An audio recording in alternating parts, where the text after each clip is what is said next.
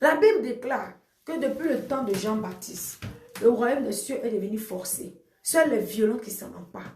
Bien-aimé, il faut être violent. Il faut être violent. Rien ne sera facile pour toi. Tu ne pourras pas obtenir tout facilement comme ça. Dieu est bon. Tu peux recevoir des choses par grâce. Dieu va te faire grâce. Mais la plupart, il faut qu'on prie. C'est pourquoi le Seigneur nous dit de prier. On doit prier. On doit prier pour obtenir. On doit prier pour obtenir. Mais le problème des chrétiens, les chrétiens n'aiment pas la prière. Les chrétiens aiment la facilité. C'est que la prière là, ils n'aiment pas. Ils veulent que tout se passe comme ça. Non, chrétien, ça ne se passe pas comme ça. Tu n'auras pas les choses facilement. Parce qu'il y a ta part à faire, il y a la part de Dieu à faire. Ta part à faire, c'est de l'invoquer. Et lui, sa part, c'est de te répondre et de te délivrer. Il a dit dans Somme 91, puisque tu connais mon nom, tu m'invoquerais et je vais te délivrer. Tu vas me glorifier. Tu connais mon nom. Il a dit, j'ai vu la souffrance de mon peuple depuis 400 ans en Égypte. Il dit, maintenant mes oreilles ont entendu les cris de mon peuple. Je descends Moïse maintenant pour venir délivrer mon peuple de la main de Pharaon. Donc depuis 400 ans, il a vu leur souffrance. Il a vu leurs pleurs, leurs souffrances. Mais il n'a pas répondu. Le juge se sont levés pour l'invoquer, pour crier à lui que Dieu est descendu pour venir les délivrer. Pourquoi depuis ce temps, Dieu ne répondait pas? Pourtant, il voyait. Mais c'est ça le problème des chrétiens. Dieu voit ma souffrance là. Dieu va faire. Dieu aime ses enfants.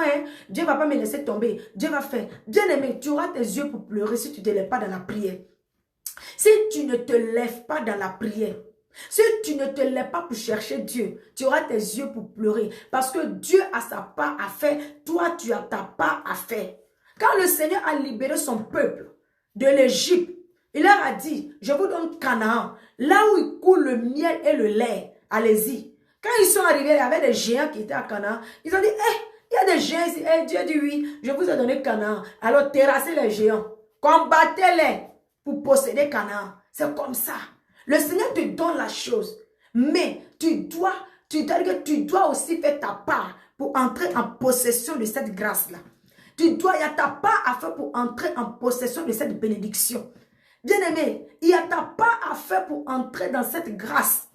Le Seigneur a dit, je vous donne Canaan. Mais ils sont arrivés, ils étaient surpris de voir les géants. Dieu a dit oui, combattez-les. En Canaan, là, il y a des géants. En Canaan, là, il y a des géants qui sont là-bas. Combattez-les. Canaan, là, c'est pour toi. Si tu ne le combats pas, les géants vont te vaincre. Et puis, tu ne pourras pas posséder Canaan. Dieu dit, combattez-les pour posséder Canaan. C'est comme ça, bien-aimé. Je vais parler aujourd'hui à ton âme. Je vais parler, écoute cette parole, bien-aimé. Chrétien, ça ne sera pas facile comme tu le crois. Jésus-Christ t'a libéré déjà, il t'a sauvé par son sang tout. Il t'a donné toutes les stratégies, les armes qu'il faut. Il t'a même appris la prière. Tu ne pourras pas. Parce que quand tu pries, bien-aimé, pourquoi tout s'obtient par la prière et tout se garde par la prière? C'est par la prière qu'on arrive à faire tout. Parce que la Bible déclare que les vrais adorateurs vont adorer en esprit et en vérité. Amen. Donc quand toi tu pries, tu es en communion avec Dieu. C'est-à-dire que tu es en connexion avec lui. Et donc Dieu maintenant, puisque tu es en communion avec lui, tu es en intimité avec lui. Donc, tu as cette facilité-là maintenant d'entendre la voix de Dieu. Je ne sais pas si tu comprends. Tu as cette facilité-là d'entendre sa voix parce que tu es en communion avec lui. Tu reconnais facilement sa voix. Donc, maintenant, quand toi, tu pries, puisque tu es en communion avec lui, Dieu maintenant, il te guide. Il te dirige. Comment faire? Il te parle par des songes. Il te parle par des voix intérieures. Il te parle par la sagesse, l'intelligence, par les pensées. Il te parle, il te guide. Et tu arrives à comprendre la voix de Dieu. Tu arrives à capter. Parce que tu es en communion avec lui. Parce que tu es en intimité avec lui. Donc tu le reconnais, tu reconnais sa voix. C'est comme une personne. Un ami par exemple que tu connais, vous êtes intime. Donc l'ami là, même si tu le vois de loin dans le noir, tu vas reconnaître que c'est mon ami là qui vient là-bas. Parce que tu es tellement proche de lui que tu le connais.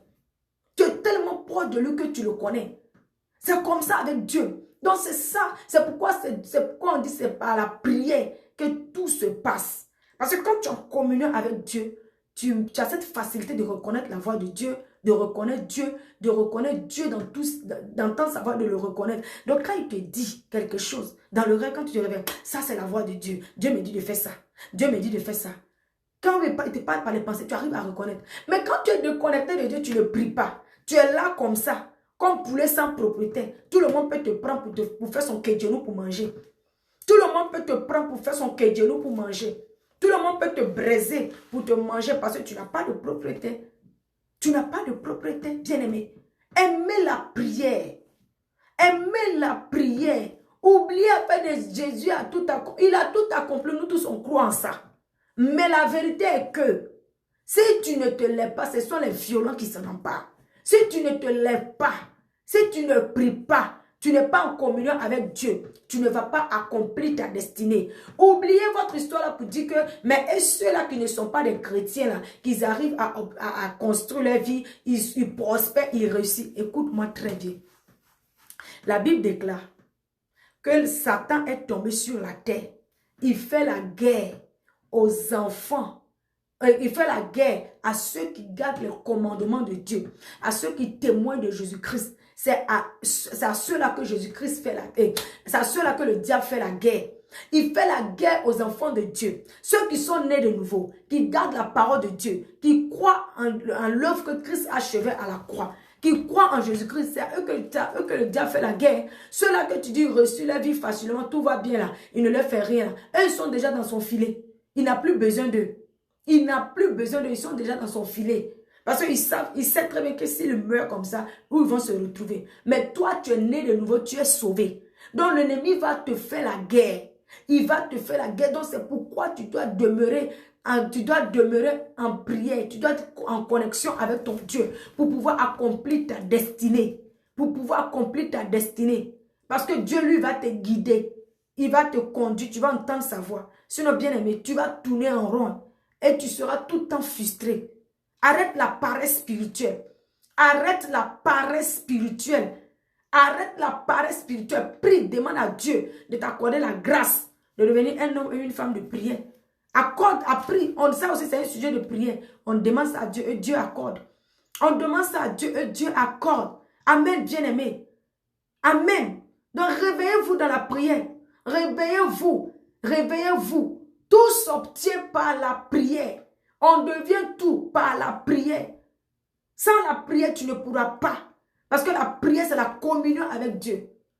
C'est la conversation entre toi et Dieu. Et Dieu va te guider pas à pas pour que tu puisses accomplir ta destinée. Pour que tu puisses l'accomplir. Sinon, tu vas tourner en rond comme ça. Frustré et parti. Frustré et parti. Arrêtez la paresse spirituelle. Et cherchez Dieu. Cherchez Dieu réellement. Amen. Si cette vidéo t'a fait du bien, n'hésite pas à commenter, à liker, à partager autour de toi. Shalom.